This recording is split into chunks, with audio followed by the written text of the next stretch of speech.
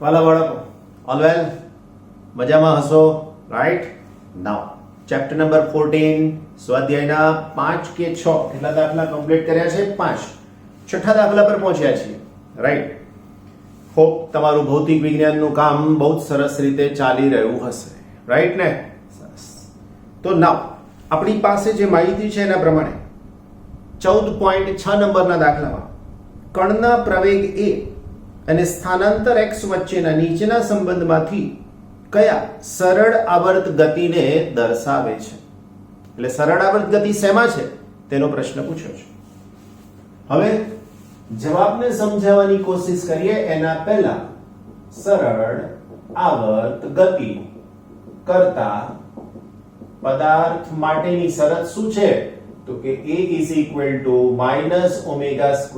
x થવું જરૂરી છે તો વાલા બચ્ચાઓ આ એની શરત છે આપણને ચારે ચાર સૂત્રો પ્રવેગના જ આપ્યા છે એટલે બીજી બળની શરત લેતા નથી રાઈટ થવું જોઈએ એટલે કે પ્રવેગ એ proportional to -x થવું જરૂરી છે રાઈટ બહુ સરસ નંબર 1 પહેલું ઓકે એમણે એ નંબર આપ્યો છે તો આપણે પણ એ આપી દઈએ પહેલું a is equal to 0.7x ઉપરનું સમીકરણ કેવું હોવું જોઈએ તો કે ઉપરનું સમીકરણ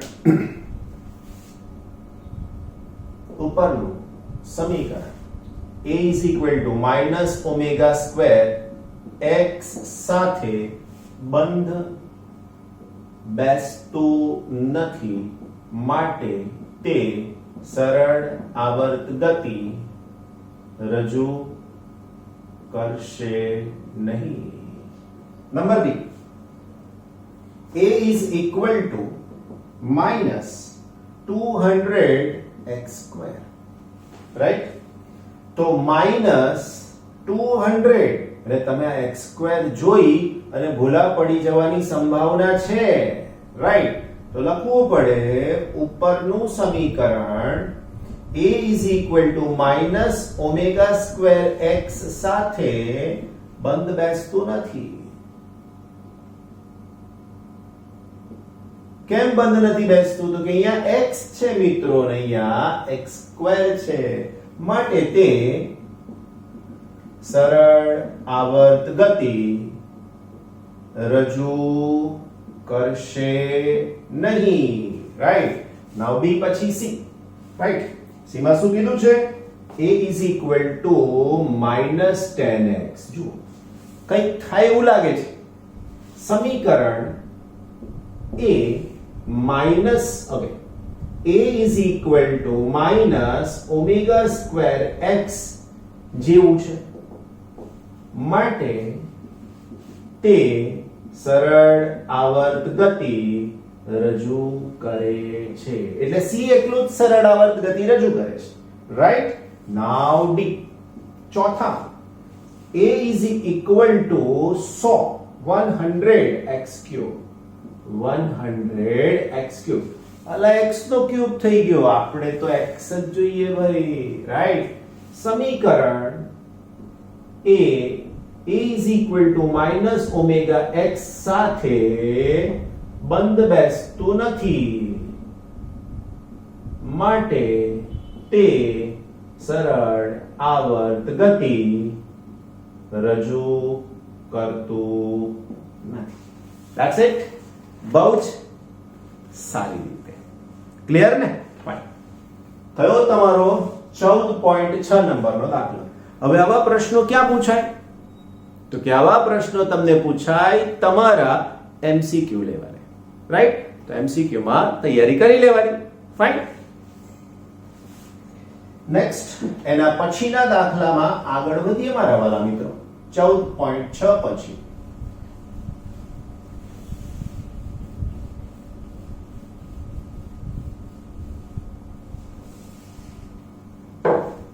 14.7 શું કહે છે પ્રશ્ન જરા સમજવાની કોશિશ કરીએ. સરળાવર્ત ગતિ કરતા કણની ગતિને સ્થાનાંતર વિધેય, સમીકરણ આપ્યું છે મિત્રો સ્થાનાંતર વિધેય x of t that is equal to a cos omega t plus phi વડે અથવા તો દ્વારા વર્ણવવામાં આવે છે. જો કણનો પ્રારંભિક એટલે t બરાબર 0 સમયે સ્થાન 1 સેન્ટીમીટર હોય તો t બરાબર 0 સમયે x બરાબર 1 સેન્ટીમીટર જે આપ્યું છે આપણે લખી લઈએ છે, રાઈટ. 1 સેન્ટીમીટર હોય અને તેનો પ્રારંભિક વેગ ઓમેગા સેન્ટીમીટર પર સેકન્ડ હોય. હવે આ એકમ થોડો ખોટો લાગે છે. Omega, right. ઓમેગા બરાબર ઓમેગા સેન્ટીમીટર પર સેકન્ડ.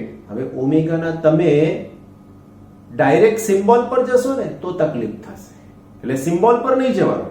તો તેનો પ્રારંભિક વેગ ઓમેગા, પ્રારંભિક વેગ t બરાબર 0 સમયે વેગ v ઓમેગા 1 સેન્ટીમીટર પર સેકન્ડ આવું લેવાનું છે. તેનો કંપ વિસ્તાર, પ્રારંભિક કળા શોધો. કણની કોણીય આવૃત્તિ એ પાઈ રેડિયન પર સેકન્ડ છે. સમજજો ભાઈ વાલા મિત્રો, કેટલી છે? પાઈ રેડિયન પર સેકન્ડ કોણીય આવૃત્તિ.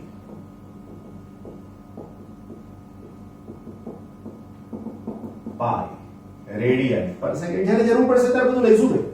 જો કોસાઇન વિધેયના સ્થાને સરળાવર્ત ગતિને વર્ણવવા માટે આપણે સાઇન વિધેય એટલે x b sin omega t plus alpha પસંદ કરીએ તો ઉપયુક્ત પ્રારંભિક શરતો સાથે કણનો કંપ વિસ્તાર અને પ્રારંભિક કળા શું થાય? કરેક્ટ. આપણે પહેલા સાઇન પ્રમાણે ગણી નાખીએ, પછી કોસ માં જઈશું. ફાઇન વાલા મારા બચ્ચા પર અહીંયાથી આપણે દાખલાની શરૂઆત કરીએ છીએ. તો લખીએ આપેલ સમીકરણ x of t that is equal to a cos omega t plus phi આવું થઈ જશે. હવે t બરાબર 0 તો x બરાબર 1 સેન્ટીમીટર. તો આનો જવાબ થઈ જશે 1 બરાબર a cos omega t. સમીકરણ નંબર 1 આપ્યું, રાઈટ. ઓકે, ભૂલ પડી આપણી. t તો 0 લેવાના છે, t 0 તો બાકી રહેશે cos phi, રાઈટ. તો આ સમીકરણ નંબર 1. ફાઇન. હવે આપણે એવું લખી શકીએ છીએ કે સમીકરણ આને 1 નંબર આપીએ અને આને 2 નંબર. સમીકરણ 1 નું t ની સાપેક્ષે વિકલન કરતા, એટલે આનું વિકલન કરીએ છીએ તો વેગ v બરાબર dx of t by dt. વાલા મારા મિત્રો a ના a રહેશે, બચ્ચા પાર્ટી cos નું વિકલન તો કે minus sin omega t plus phi. cos નું વિકલન માઈનસ sin, ફરીથી cos નું વિકલન માઈનસ sin થાય. cos નું વિકલન માઈનસ sin. હવે omega t plus phi છે એનું ફરીથી વિકલન કરો તો phi ની અંદર t નથી, t નથી તો એનું વિકલન 0. ઓમેગા t માં t છે તો t નું t ની સાપેક્ષે વિકલન 1 તો અહીંયા આવશે ઓમેગા. કરેક્ટ. હવે તો આપણે લખી શકીએ t બરાબર 0 સમયે v બરાબર ઓમેગા બરાબર 1 સેન્ટીમીટર પર સેકન્ડ છે. તો કિંમત મૂકી દઈએ આની અંદર. પહેલા હું v ની જગ્યાએ ઓમેગા મૂકી દઉં, minus a omega, right, sin omega t plus phi. તો હવે આ તો 0 થઈ જશે એટલે અહીંયા આવશે sin phi. બરાબર, કરેક્ટ. ખબર પડી ભાઈ. હવે v બરાબર ઓમેગા છે, મેં એક લઈ લીધું છે પણ કદાચ જરૂર ના પડે કારણ કે આપણે એવું કશું કીધું નથી એટલે આપણે આને કાઢી નાખીએ. એટલે હું અહીંયાથી આને પણ કાઢી નાખીશ, સેન્ટીમીટર પર સેકન્ડ. હવે અહીંયાના ઓમેગા અને અહીંયાના ઓમેગા કટ થઈ ગયા, રાઈટ. તો માટે આન્સર થઈ ગયો 1 is equal to minus a sin phi. વાલા મારા બચ્ચા પાર્ટી give it number 2 तो આપેલો છે ભાઈ, इसको दे देते हैं 3, राइट. नाउ આપણો પ્રશ્ન કોને શોધવાનો છે? તો કંપ વિસ્તાર અને પ્રારંભિક કળા. કંપ વિસ્તાર અને પ્રારંભિક કળા. કંપ વિસ્તાર શોધવો હોય તો આ બેનો વર્ગ કરો અને એડ કરી દો. રાઈટ? અહીંયા લખીએ સમીકરણ 2 અને 3 નો વર્ગ કરી સરવાળો કરતા. એટલે આનો વર્ગ તો a square cos square phi plus આનો વર્ગ a square sin square phi. Right? that is equal to 1 અને 1 1 plus 1 that is equal to 2. તો હવે આમાંથી a સ્ક્વેર કોમન લઈ લો તો a square cos square phi plus sin square phi that is equal to 2. પણ વાલા બચ્ચા party આનો જવાબ તો 1 થઈ જાય તો આના પરથી આન્સર થઈ જશે a square is equal to 2 તો a is equal to √2 centimetre. અલા ભાઈ તમને કંપ વિસ્તાર મળી ગયો. કરેક્ટ? ના હવે શોધવું છે પ્રારંભિક કળા. રાઈટ? તો શું કરીશું? પ્રારંભિક કળા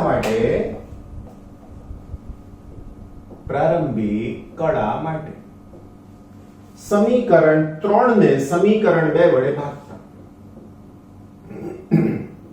સમીકરણ 3 ને 2 વડે ભાગતા અને આના વડે તો આન્સર થઈ જશે -a sin phi upon a cos phi that is equal to 1 upon 1 that is equal to cancel. તો મારા વાલા બચ્ચા પાર્ટી sin upon cos તો જવાબ થઈ જશે tan phi that is equal to 1 minus minus. હવે tan phi is equal to 1 થઈ ગયું છે. હવે જો આપણી પાસે tan phi is equal to 1 થાય બરાબર તો એના માટે tan phi is equal to 1 તો આને તમે આવી રીતે લખી શકો છો માટે tan phi is equal to -1 તો tan phi is equal to -10 pi by 4. કેમ? તો કે 10 pi by 4 1 થાય 10 pi by 4 1 થાય તો હવે તમારે અહીંયા આન્સર લખવો પડશે 10 pi by 4 માટે તમારે લખવું પડે એની સાથે 2 pi minus pi by 4. આ બધું ગણિત છે મારા વાલા મિત્રો. 2 pi minus pi by 4 અથવા તો pi plus pi by 4 તોય ચાલે. રાઈટ? કારણ tan વિધેય એ બીજા ચરણમાં અને ચોથા ચરણમાં ઋણ હોય. પણ અહીંયા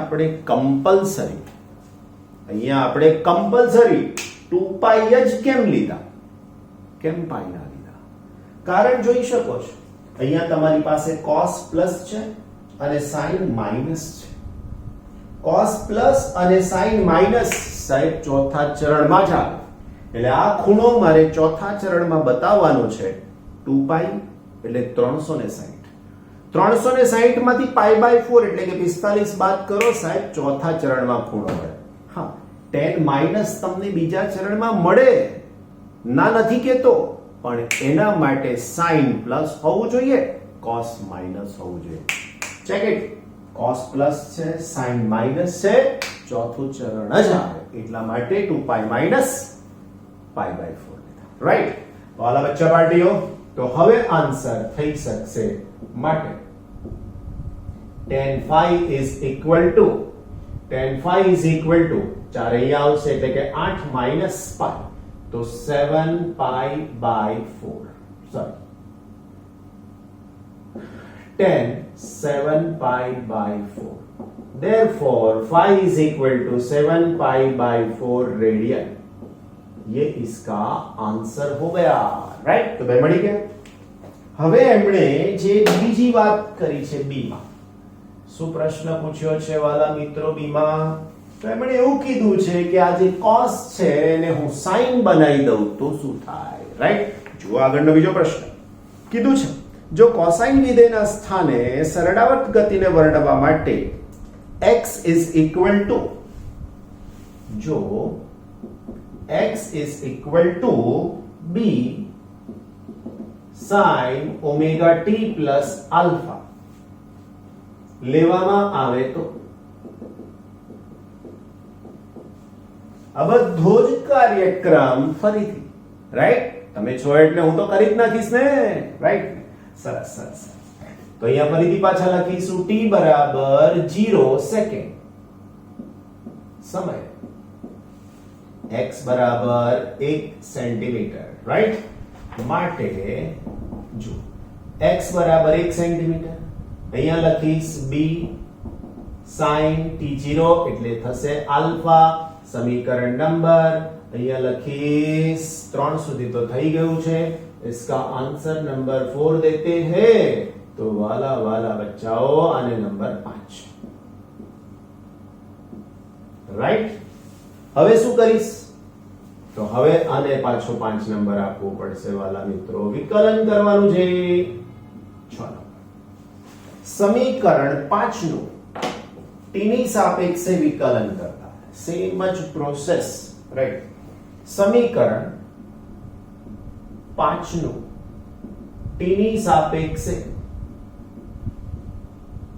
વિકલન કરતા રાઈટ તો હવે આન્સર શું થઈ જશે તો હવે આન્સર થઈ જશે 1 ઓકે આનું વિકલન તો v t that is equal to અથવા તો v લખો ને ટાઈમ ની કઈ જરૂર નથી v is equal to dx by dt that is equal to b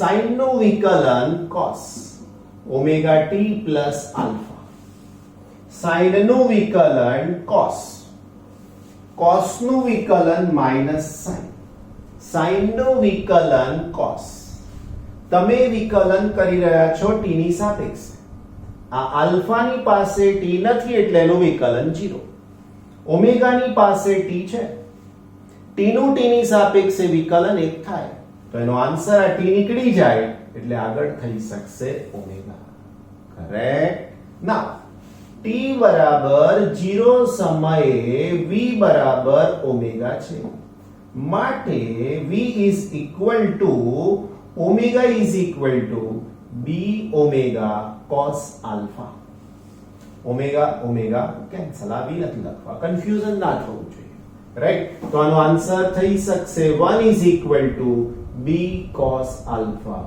વાલા મારા બચ્ચા બારડી સમીકરણ નંબર 6 પછી અહીંયા આવશે 7 ક્લિયર હવે આની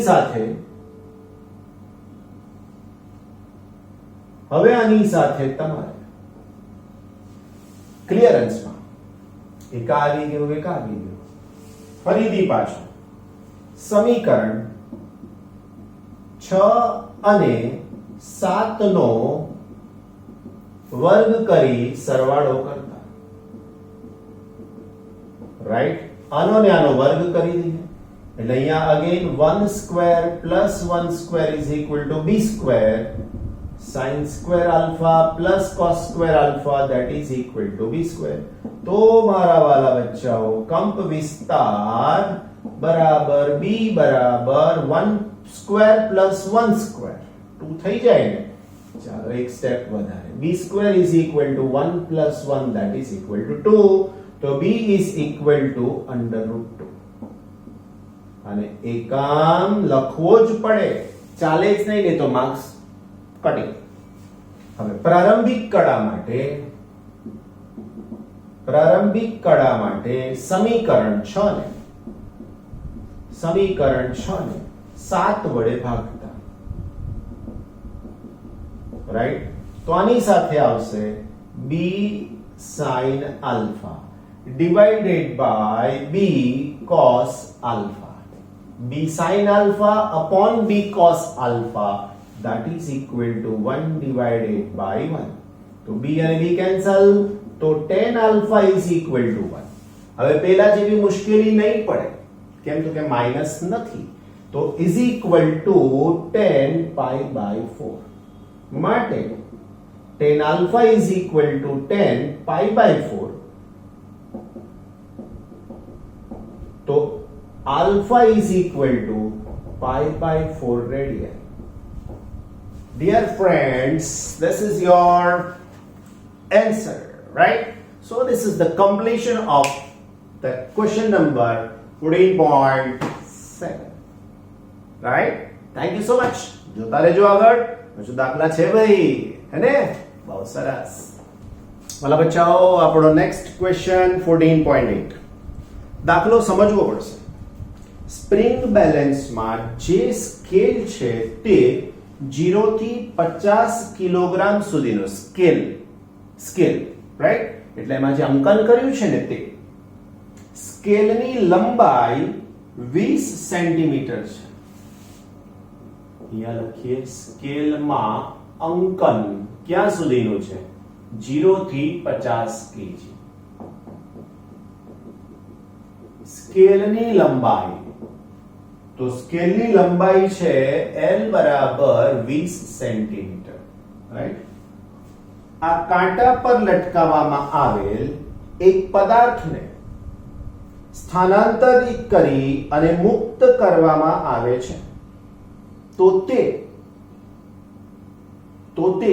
6.6 સેકન્ડના આવર્તકાળથી દોલન કરે છે. તો અહીંયા લખીએ આવર્તકાળ delta T, sorry capital T, 0.6 second દોલિત થાય છે. આ પદાર્થનું વજન શોધવાનું કીધું છે. પદાર્થનું વજન કેટલું? હવે આ વજન એટલે કઈ સ્થિતિમાં વજન? દોલન થાય છે તે સ્થિતિમાં વજન, રાઈટ? તો અહીંયા આપણે સૌથી પહેલા લેવું પડશે અને આપણે L ની જગ્યાએ ડેલ્ટા L કહીશું. હવે આનો મતલબ તમારે મગજમાં આવો સમજવાનો કે 50 કિલોગ્રામનો પદાર્થ લટકાવું છું તો એની લંબાઈ મેક્સિમમ 20 સેન્ટીમીટર થાય છે. સ્પ્રિંગની લંબાઈ, ફરીથી સ્પ્રિંગના છેડે 50 કિલોગ્રામનો પદાર્થ લટકાવીએ છીએ તો એની લંબાઈમાં 20 સેન્ટીમીટરનો વધારો થાય છે એવું માની અને આ દાખલાને તમારે આગળ વધારવાનો છે. વાલા બચ્ચાઓ, 20 સેન્ટીમીટરનો મતલબ થઈ જશે 0.2 મીટર, રાઈટ? તો અહીંયા લખી શકીએ લટકાવેલ પદાર્થ માટે સ્થિર સ્થિતિમાં વજન, લટકાવેલ પદાર્થ માટે સ્થિર સ્થિતિમાં વજન, તો એનું સૂત્ર થઈ જશે, વજનને તમે W કહો, F કહો, it's okay. W is equal to F is equal to M into G. મેં કીધું એ પ્રમાણે તમારે અહીંયા M બરાબર 50 કિલોગ્રામ લેવાના છે. M બરાબર 50 kg મેક્સિમમ લેવાનું છે અને G તો ખબર જ છે 9.8 મીટર પર સેકન્ડ સ્ક્વેર. 50 ગુણાકારમાં 9.8, તો F નો આન્સર વાલા બાળકો તમને મળી જશે 490 ન્યૂટન. પણ આ કન્ડિશન સ્થિર સ્થિતિમાં છે. કન્ડિશન સ્થિર સ્થિતિમાં છે એવું કહી રહ્યો છું તમે, રાઈટ? હવે આગળની વાત, આને લેવાથી ફાયદો શું થશે? આને લેવાથી આપણને બળ ચળાંક મળી જશે સ્પ્રિંગનો, રાઈટ? તો લખી શકીએ સ્પ્રિંગ માટે F is equal to minus K into delta L. કયા સૂત્ર ઉપરથી? તો કે F is equal to minus KX પરથી. કેમ? તો કે આને આપણે ડેલ્ટા L કીધું છે માટે. મૂલ્ય લેતા બાલા બાળકો મારે K જોઈએ છે. હવે સ્પ્રિંગનો બળ અચળાંક તો ઋણ હોય નહીં ને, તો K is equal to F upon delta L. તો F ની વેલ્યુ છે 490, ડેલ્ટા L છે 0.2. વાલા મારા મિત્રો, K is equal to 4900 divided by, ચાલો આને છોડ દઈએ, 4900 divided by 2. તો K ની કિંમત થઈ જશે, આનું અડધું મૂલ્ય 49 નું અડધું મૂલ્ય 2450 ન્યૂટન મીટર માઇનસ 1. રાઈટ. હવે તમારે દળ શોધવાનું એ દોલિત અવસ્થામાં દળ. તો એના માટે શું કરશું? દોલિત અવસ્થામાં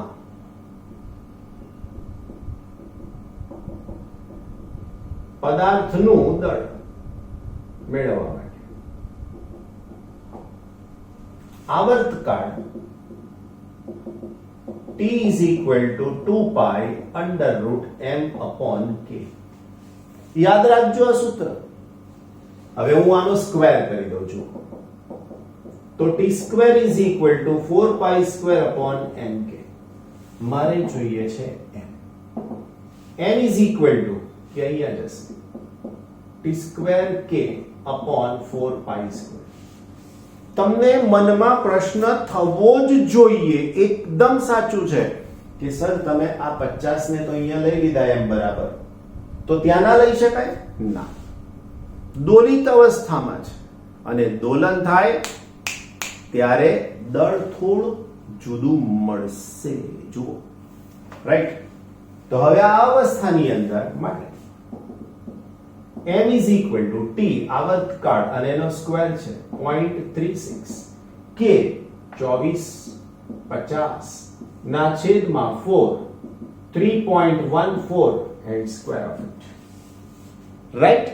બસ મારા વાલા બચ્ચાઓ, જવાબ તમને મળી જશે દળનો. ગણતરી ઉપરથી આન્સર 22 પોઈન્ટ અહીંયા m is equal to 22.36 kg. right? એકદમ જોરદાર. રાઈટ. હવે આપણે એનું વજન શોધવાનું છે. માટે પદાર્થનું વજન, ધારો કે તમે એમને બદલી શકો સિમ્બોલમાં, કોઈ પ્રોબ્લેમ નહીં આવે. પદાર્થનું વજન બરાબર m into g, that is equal to 22.36 into g. આના એકમને ઓકે,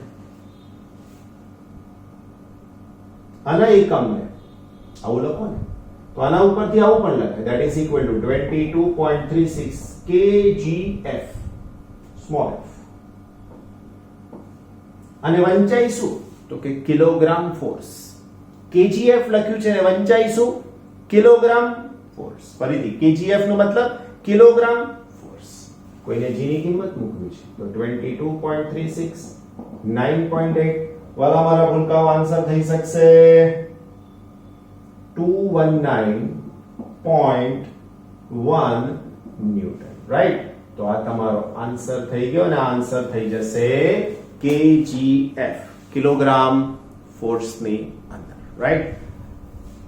દાખલા તમને બોર્ડ લેવલની આપણી જે એક્ઝામ છે એની અંદર પૂછી શકે છે. જે લેવલે નીટ લેવલે થોડુંક પ્રમાણ કેલ્ક્યુલેશન નું લાંબુ થઈ જાય છે, કેલ્ક્યુલેટર ની જરૂર પડે, એવું બધું ઓછું હશે, ચિંતા નહીં કરો. રાઈટ. ઓકે વાલા, તમે સ્ક્રીનશોટ લેતા રહેજો પાછા. રાઈટ ને? યસ. તો મારા વાલા બચ્ચાઓ, કામ કરતા રહેજો, ફિઝિક્સને ન્યાય આપતા રહેજો અને એને મજબૂત બનાવવા માટેનો પ્રયત્ન કરતા રહેજો. અને એ પ્રયત્ન હું તમને કહું છું એ પ્રમાણે થિયરી શાંતિથી વાંચી જવી પડે. એમાં જે કંઈ ફોર્મ્યુલા આવતી હોય સેપરેટ લખવી પડે. ત્રીજું સ્ટેપ, દાખલા ઉદાહરણના, દાખલા સ્વાધ્યાયના ગણવા પડે. ફરીથી ફોર્મ્યુલા રિવાઇઝ કરવી પડે. એમસીક્યુ, એનસીઆરટી એક્ઝામ્પલરના ટૂંકા પ્રશ્નો, આ તે બધું મજબૂત થશે ને તો તમારું ફિઝિક્સ મજબૂત થશે. કામ હાઈએસ્ટ લેવલનું ફિઝિક્સમાં કરવું પડશે બાકીના સબ્જેક્ટ કરતા, કારણ કે એ ટફ છે ને. જે ટફ કરી લીધું ને સાહેબ, બાકીનું તો તમારું એમ જ થઈ જશે. સો મારા વાલા બાળકો, ફિઝિક્સ વાંચતા રહેજો, તૈયાર કરતા રહેજો. લાસ્ટ મોમેન્ટ સુધી જોયો તમને, મને ના ફિઝિક્સને સમજવા માટે મને જોયો એ બદલ thank you so much. Take care. તમારી તબિયતની, હેલ્થની ખૂબ ખૂબ કાળજી રાખતા રહેજો. Okay, take care.